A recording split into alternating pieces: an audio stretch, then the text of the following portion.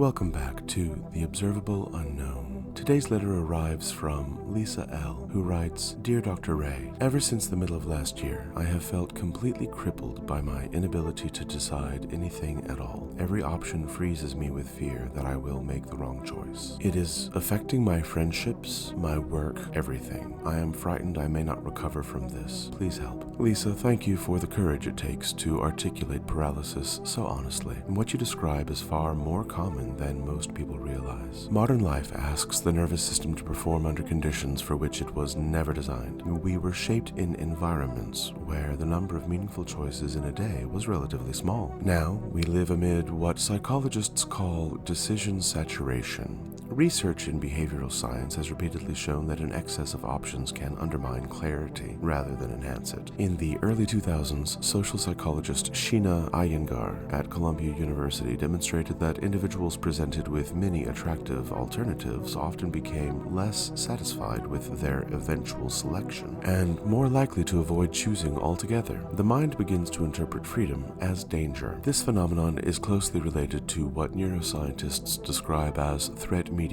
inhibition. When uncertainty rises, stress systems activate. Cortisol increases. The prefrontal regions that support planning and evaluation become less efficient. In such states, avoidance masquerades as prudence. You are not weak. Your nervous system is attempting to protect you from anticipated regret. Another important factor is the role of counterfactual thinking, studied extensively by cognitive psychologist Neal Roese. The human brain constantly imagines alternative outcomes. While this capacity supports learning, it can also trap us in cycles of hypothetical catastrophe. Each decision begins to feel like a moral referendum on the entire future. What then is the path forward? First, reduce the scale of the decision. A frightened mind cannot navigate abstraction. It must return to manageable immediacy. Choose the next hour, not the next decade. Decide what can be carried today, not what must be perfected forever. Second, cultivate what clinical theorists sometimes call tolerable uncertainty. Psychologist Paul Salkowskis has shown that anxiety diminishes when individuals deliberately practice acting under incomplete information. Confidence does not precede action, it follows it.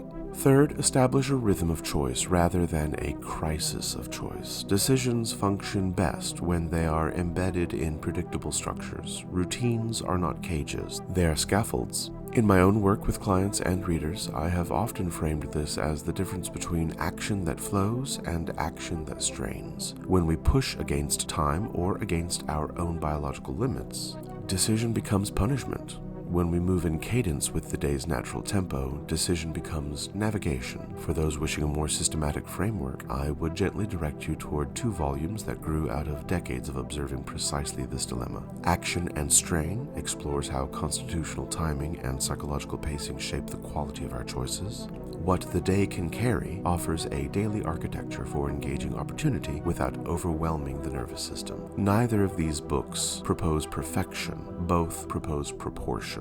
Lisa, the deepest truth here is this. Indecision is rarely about intellect. It is about safety. A frightened organism narrows its field of movement. Your task is not to force certainty into existence. It is to create conditions in which your mind feels safe enough to move again. Start small, choose gently, allow imperfection. Each completed decision will begin to restore trust in your own agency. If this mailbag installment has spoken to you in any way, or to others listening, I welcome your letters and questions. You can write to me at theobservableunknown@gmail.com or text me a brief message to 336-675-5836. Wherever you're listening, your reviews and ratings help this work reach those who are quietly struggling with the same invisible burdens.